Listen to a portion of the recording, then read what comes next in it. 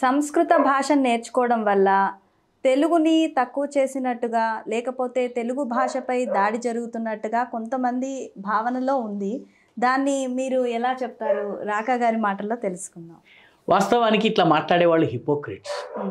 వాళ్ళు రెండు నాలుకల ధోరణిని పాటిస్తున్నారు. వాళ్ళ పిల్లల్ని కాంపిటేటివ్ ఎగ్జామ్స్ కోసము, ఇంజనీరింగ్లో సీటు కోసమో, లేకపోతే మెడిసిన్లో సీటు కోసమో, ర్యాంకుల కోసమో సెకండ్ లాంగ్వేజ్గా తెలుగు నేర్పిస్తున్నారా, సంస్కృతం నేర్పిస్తున్నారా?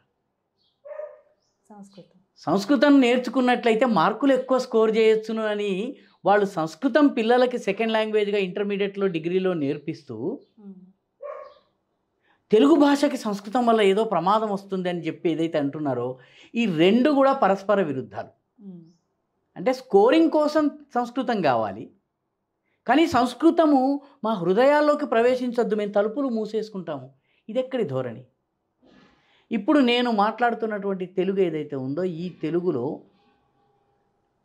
50% సంస్కృత పదాలు వస్తున్నాయి. కొన్ని సందర్భాల్లో సందర్భము సంస్కృత పదము, పదము సంస్కృతము. ఈ సంస్కృత పదాలన్నిటినీ తీసి గనక మీరు తెలుగులో మాత్రమే మాట్లాడతానంటే, మీరు 11వ శతాబ్దమో లేకపోతే 12వ శతాబ్దపు డిక్షనరీల్ని తీసుకొచ్చుకుని పదాలని వెతికి చేయాలి. తమిళనాడులో ఆ ప్రయోగం చేశారు. కానీ ఆ ప్రయోగం చేసిన తరువాత వాళ్ళు మేము చాలా తమిళ పదాలు వాడుతున్నామని భావిస్తూ ఉంటారు. వాళ్ళు వాడుతున్నటువంటి పదాలన్నీ కూడా సంస్కృతం మూలం నుంచి వచ్చింది. ప్రధానమంత్రిని వాళ్ళు ఏమంటారు? తమిళియన్స్ ప్రథమర్ అంటారు. వాడు రాయటం పిరదమర్ అని రాస్తాడు, కానీ ఆ పదం ఏంటి? ప్రథమర్. ప్రథమర్ని వాడు పిరదమర్ అంటాడు. ప్రథమర్ అన్నది ఏ భాష పదం? సంస్కృతం. కాబట్టి సంస్కృతము లేని భారతీయ భాషలు లేవు. సంస్కృతం నేర్చుకుంటే ఈ భాషలపైన దాడి అని కనుక ఎవరన్నా అన్నారంటే, ఈ జాతి సంస్కృతానికి దూరం కావాలని చెప్పేటటువంటి కుట్ర చేస్తున్న వాళ్ళలో వాళ్ళు ఒకళ్ళు అవుతారు. ఈ జాతి సంస్కృతాన్ని మర్చిపోయేలా చేసినట్లయితే ఈ జాతి మీద దాడి చేయడం సులువు అని భావించే వాళ్ళే ఈ భాష మాట్లాడతారు. సంస్కృతం లేని తెలుగు లేదు, సంస్కృతం లేని తమిళం లేదు, సంస్కృతం లేని ఏ భారతీయ భాష లేదు.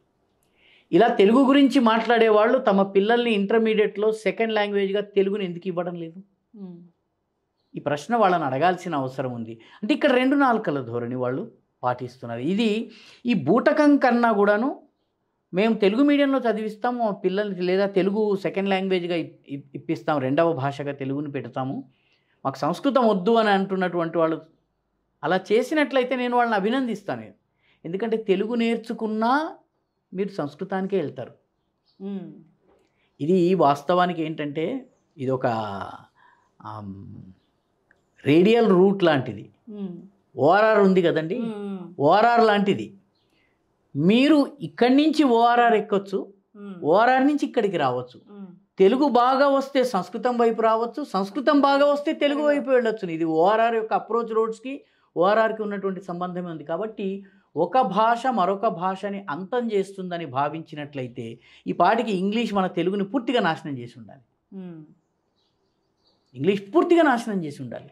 జరగడం లేదు. కాబట్టి ఇది అబద్ధం. ఇది ఈ ప్రచారం చేస్తున్న వాళ్ళని మనము వాళ్ళు రెండు నాలుకల ధోరణిని అవలంబిస్తున్నారు.